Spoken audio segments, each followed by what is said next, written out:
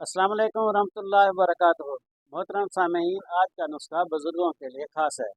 ऐसे बुज़ुर्ग जिनको कमर के अंदर दर्द रहता हो, बड़े जोड़ दुखते हों, पेशाब बार बार आता हो और असाबी कमज़ोरी हो, मैदे का निज़ाम भी उनका कमज़ोर हो। बनाने की तरकीब भी आसान है, अज़ा भी बिल्कुल आसान से मिल जाने वाले हैं। नंबर 1 खरातीन, नंबर 2 लौंग, नंबर 3 हरमल।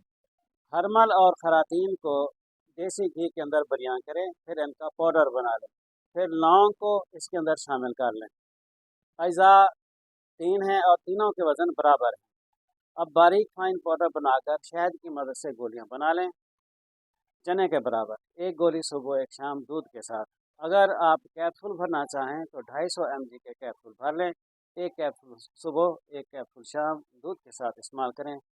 बेबहा फ़ायदा देने वाली चीज़ है। इसको जवान आदमी भी सर्दियों में इस्तेमाल कर सकते हैं, गर्मियों में इस्तेमाल नहीं करना। सर्दियों में इस्तेमाल करें। ये मुकव्वी बा हैं और मुकव्वी आसाब हैं। बेहतरीन चीज़ है, बनाएं, इस्तेमाल करें, दुआओं में याद रखें।